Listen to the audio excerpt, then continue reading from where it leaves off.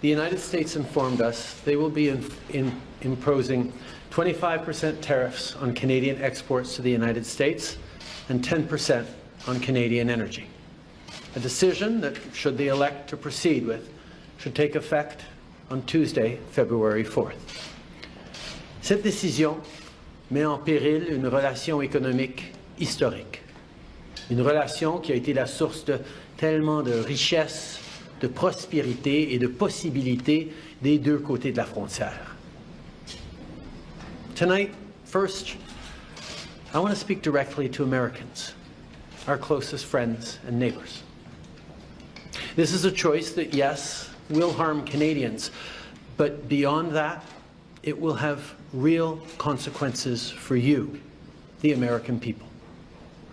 As I have consistently said, tariffs against Canada will put your jobs at risk, potentially shutting down American auto assembly plants and other manufacturing facilities.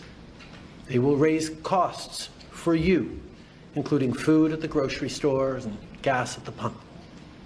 They will impede your access to an affordable supply of vital goods crucial for U.S. security, such as nickel, potash, uranium, steel, and aluminum. They will violate the free trade agreement that the President and I, along with our Mexican partner, negotiated and signed a few years ago. But it doesn't have to be this way.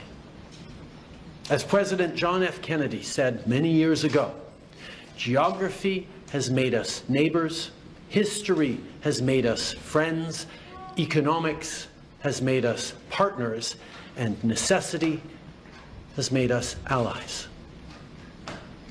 That rang true for many decades prior to President Kennedy's time in office, and in the decades since.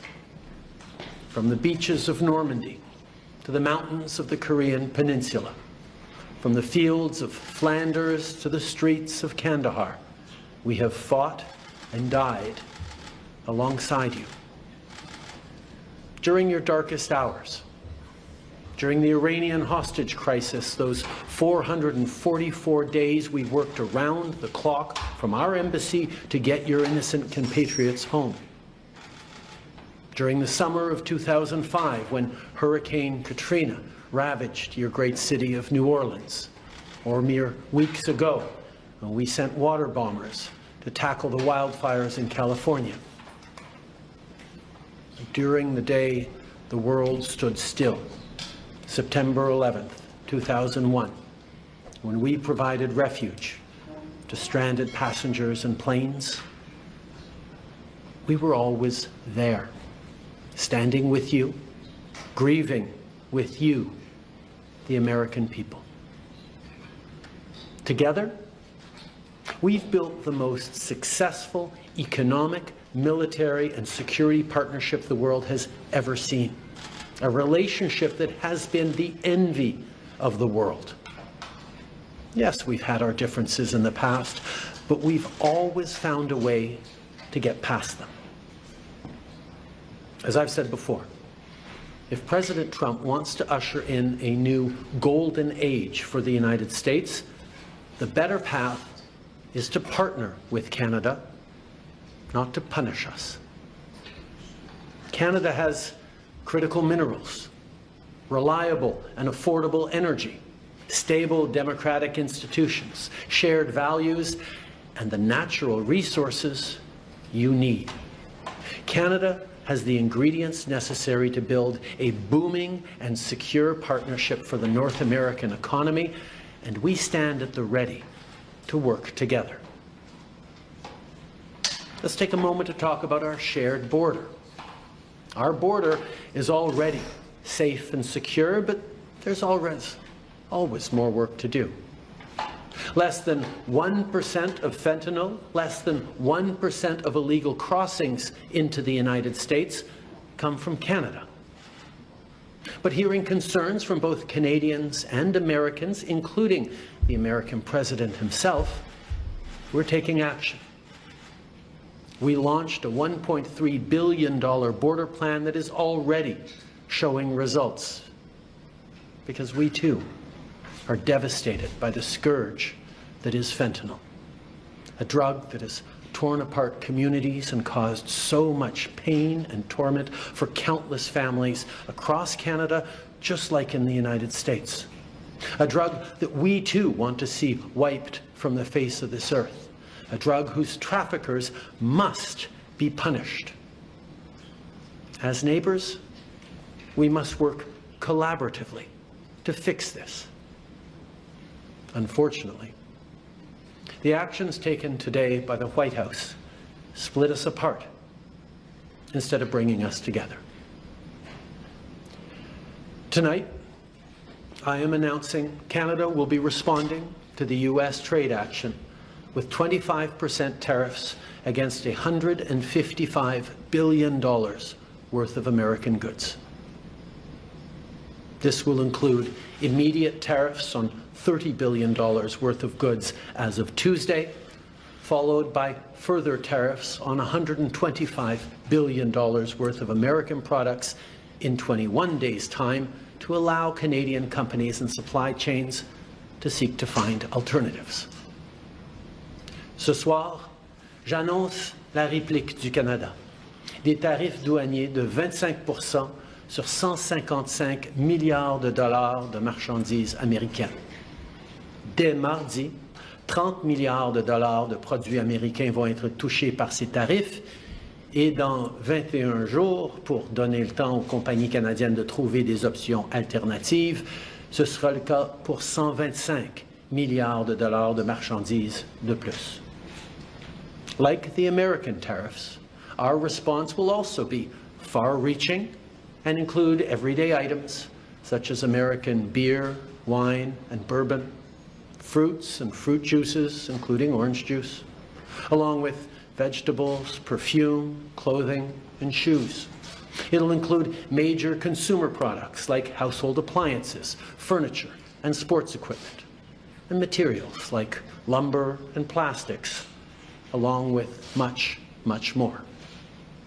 And as part of our response, we are considering, with the provinces and territories, several non-tariff measures, including some relating to critical minerals, energy, procurement, and other partnerships. We will stand strong for Canada.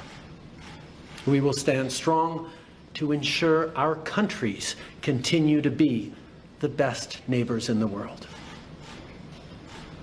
With all that said, I also want to speak directly to Canadians in this moment. I'm sure many of you are anxious, but I want you to know we are all in this together. The Canadian government, Canadian businesses, Canadian organized labor, Canadian civil society, Canada's premiers, and tens of millions of Canadians from coast to coast to coast are aligned and united. This is Team Canada at its best. Plus tôt aujourd'hui, j'ai parlé avec les premiers ministres de toutes nos provinces et territoires. On est unis et solidaires. Ils ont tous appuyé notre approche. On est aussi alignés pour faire tomber les obstacles qui freinent le commerce entre nos provinces et territoires et rendre ça plus facile pour les consommateurs de choisir des produits de chez nous. Il y a quelques minutes, je me suis entretenu avec Mme Sheinbaum, la présidente du Mexique, notre autre partenaire nord-américain, qui a lui aussi été la cible de tarifs douaniers aujourd'hui. On s'est engagé à travailler ensemble pour y faire face. Il s'agit d'une menace qui vise l'ensemble du pays, et ça m'a fait chaud au cœur de voir autant de nos leaders répondre à l'appel et s'engager pour qu'aucun Canadien ne soit laissé pour compte. Notre gouvernement va être là pour les Canadiens, on va être là pour vous, mais en même temps, j'ai quelque chose à vous demander. Je vous demande d'être solidaires les uns des autres. Beaucoup d'entre nous vont être affectés par tout ça et vont vivre des moments difficiles. Je vous demande d'être là les uns pour les autres, d'être là pour vos amis, vos voisins et vos compatriotes. D'un océan à l'autre, les Canadiens sont très différents. On parle de différentes langues, on a de différentes croyances, on a de différentes opinions, de différentes idées. Mais quand on reste unis, on puise notre force dans cette différence. And now is also the time to choose Canada. There are many ways for you to do your part. It might mean checking the labels at the supermarket and picking Canadian-made products. It might mean opting for Canadian rye over Kentucky bourbon, or foregoing Florida orange juice altogether.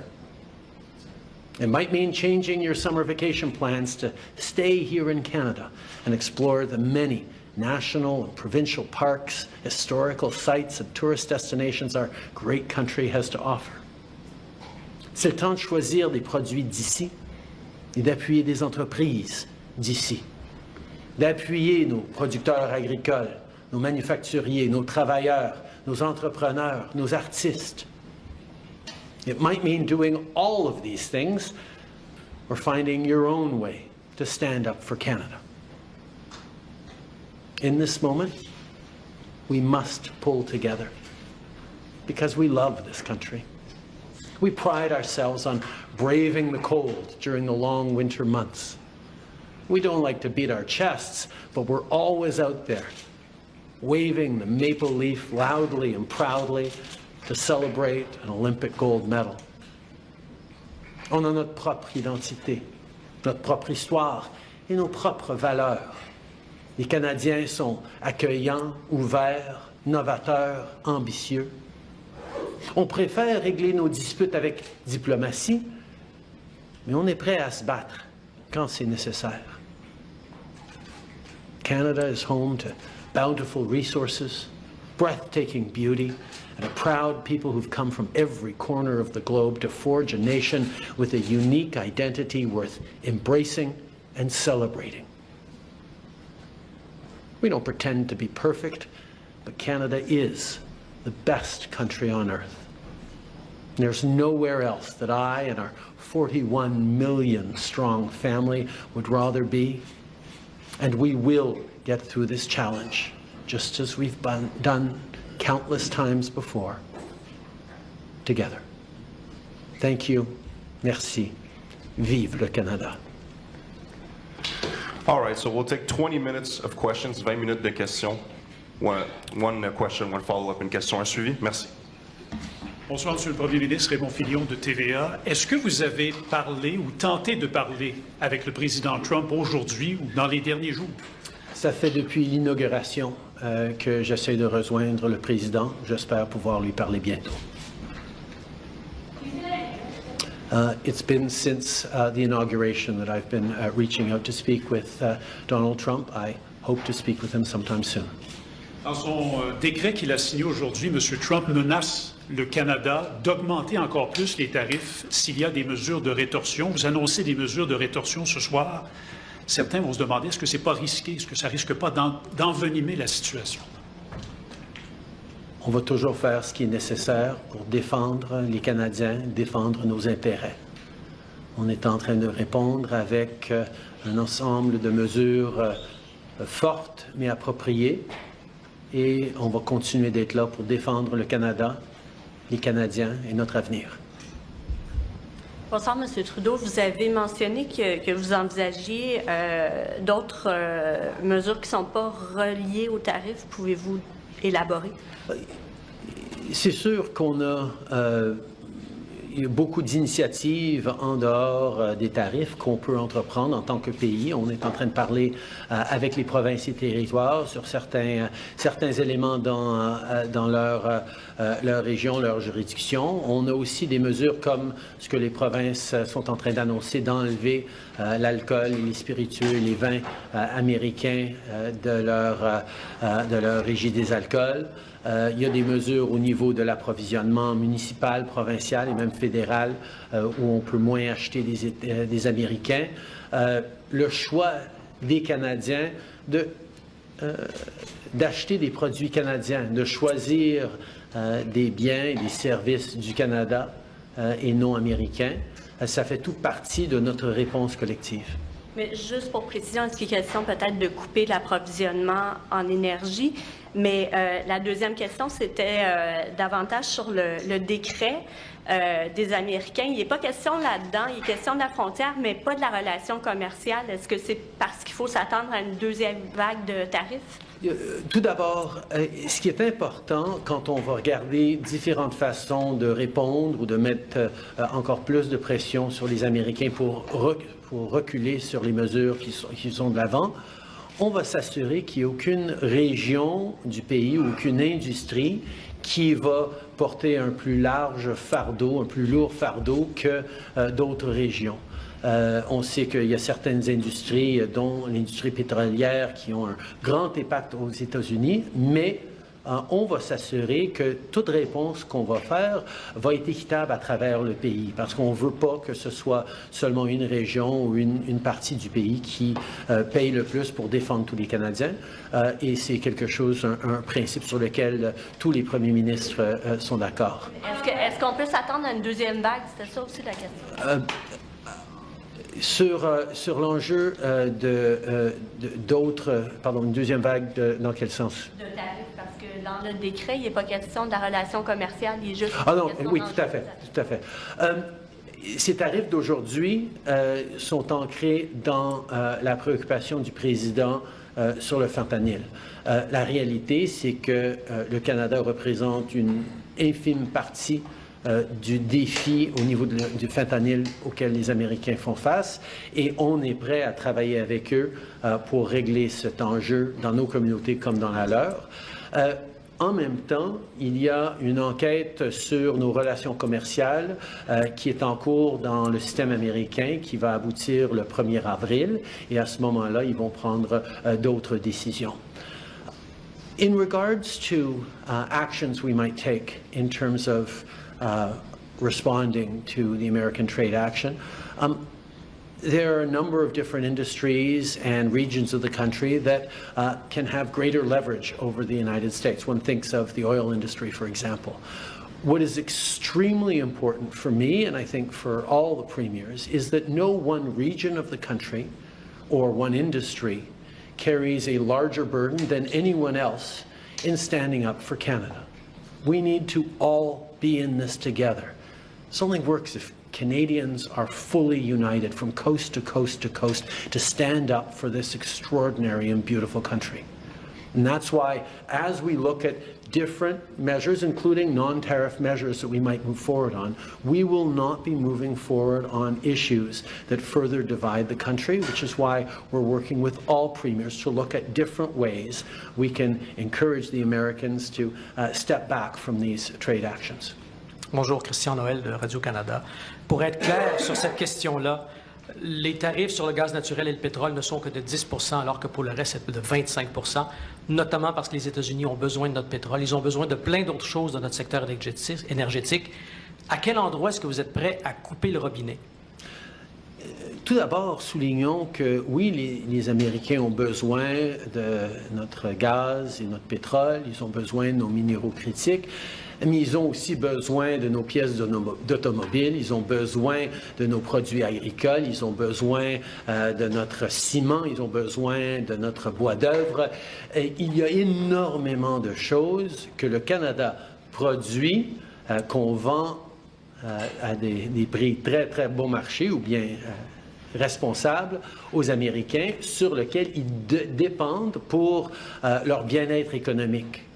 Des tarifs de 25 % sur tout ce que le Canada produit, ça va faire mal aux Américains, aux consommateurs américains, aux producteurs américains. On s'attend à avoir des défis énormes dans l'industrie automobile, par exemple, aux États-Unis, où des pièces et du travail canadien et mexicain sont des éléments essentiels de ce qu'ils font.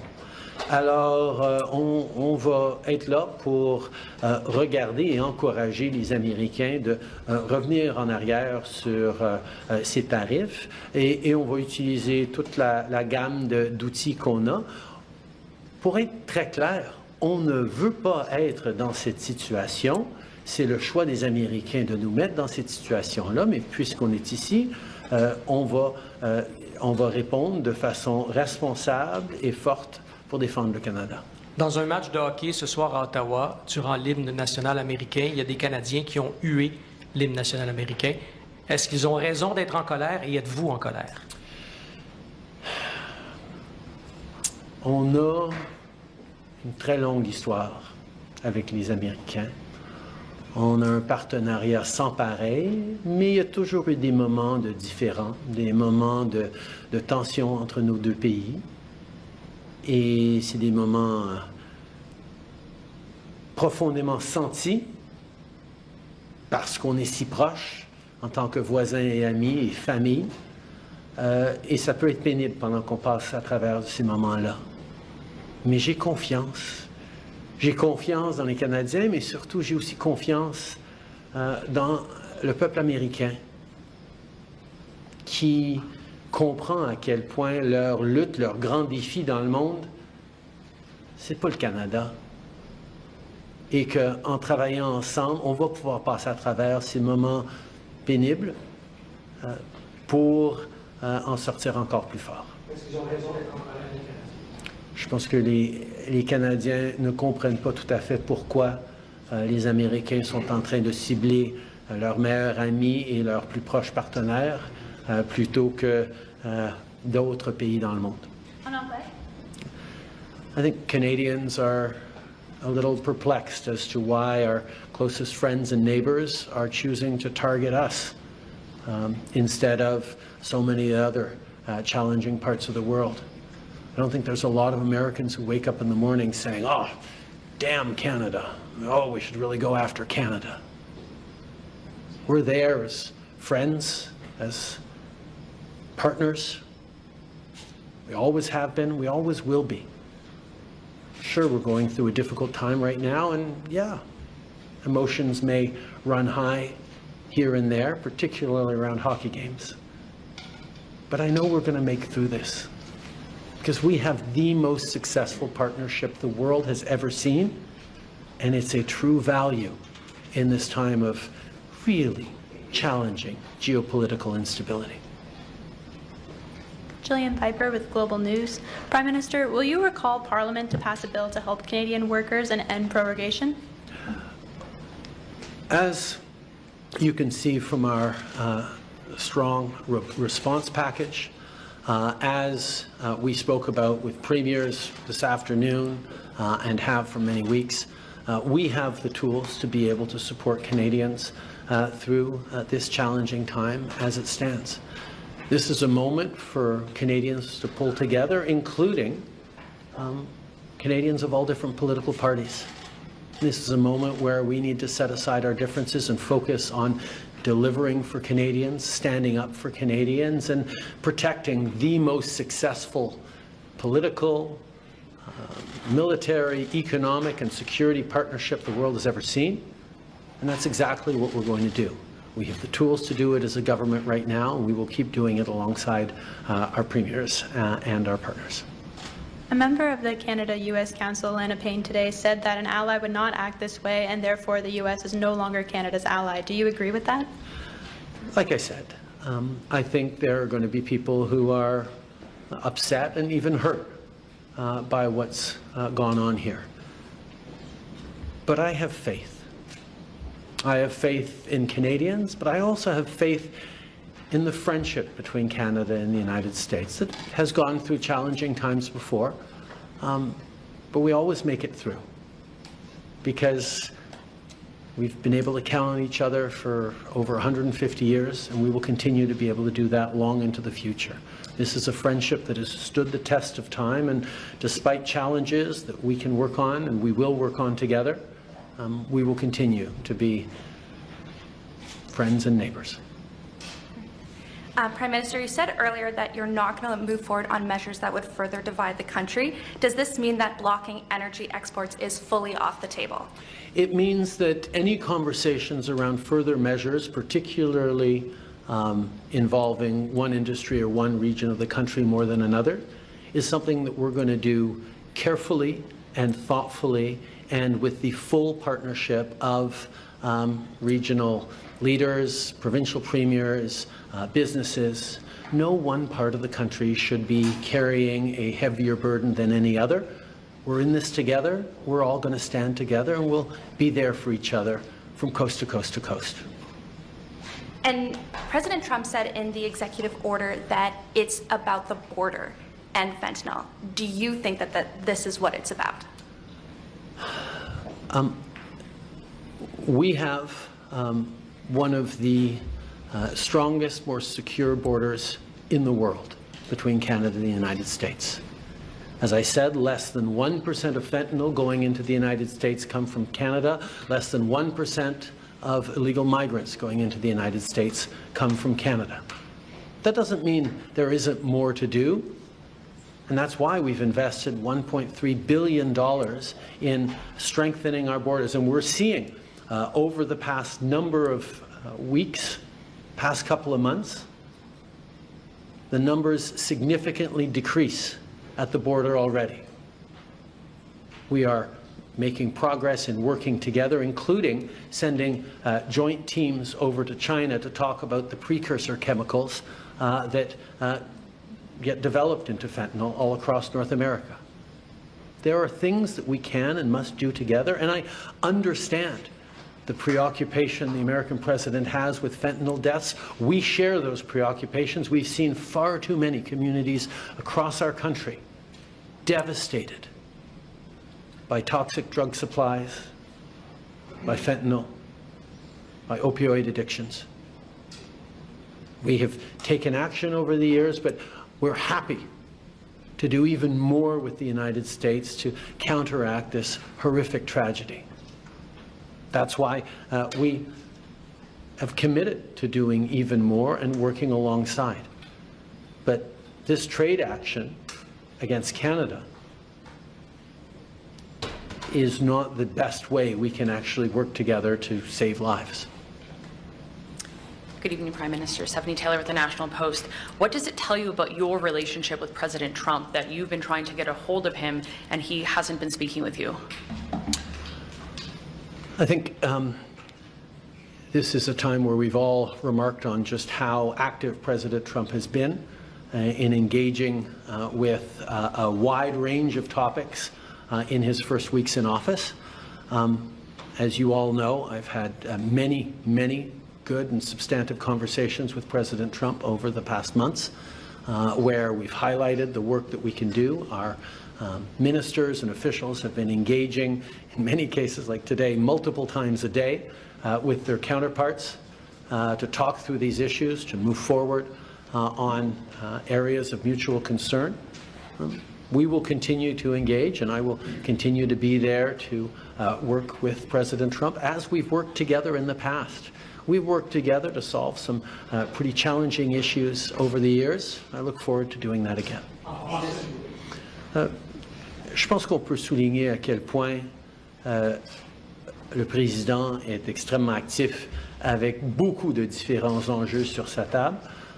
Ça fait plusieurs mois que j'ai eu beaucoup de conversations avec lui sur les enjeux dont on est en train de discuter aujourd'hui. Il sait très bien mes positions et en même temps, les ministres sont extrêmement actifs à être engagés avec leur contrepartie américaine, y compris plusieurs fois chacun aujourd'hui, pour souligner le travail que nous pouvons faire. Alors, il faut se souvenir que moi et le président, nous avons réglé de grands enjeux dans le passé et je suis toujours prêt à le faire encore une fois.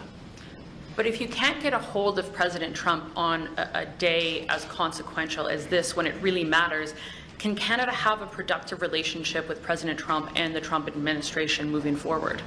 As I've said, we have had a very effective and constructive series of conversations throughout the American administration. We'll continue to. I look forward to speaking with President Trump in the coming days and weeks. This is something that matters, but we've solved big issues before, and we will solve them again.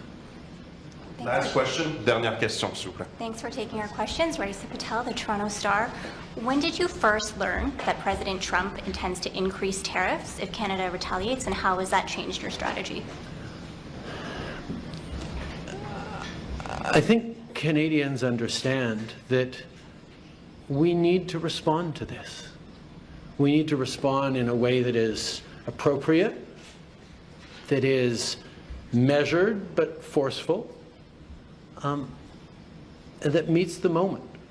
We're certainly not looking to escalate, but we will stand up for Canada, for Canadians, for Canadian jobs.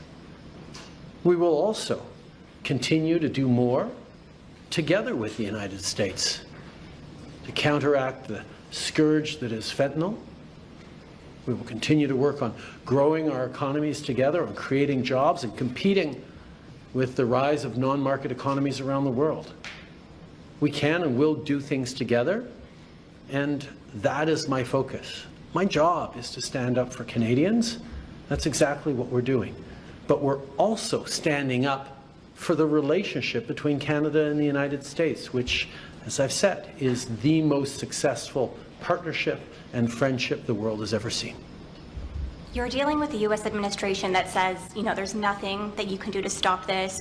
We're not looking for any concessions. So do you see any conceivable way out of this because of that?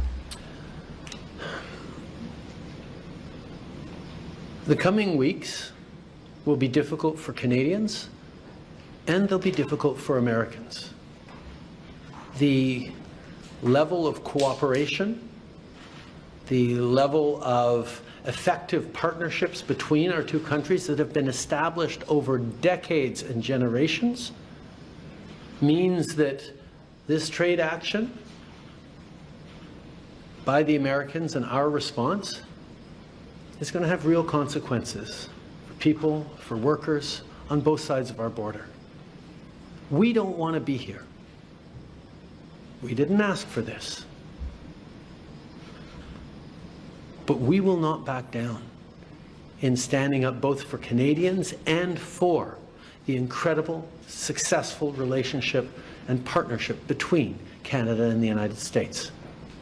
I look forward to working with the American administration on a range of challenging issues that our communities and our world is facing, and I hope that day comes soon.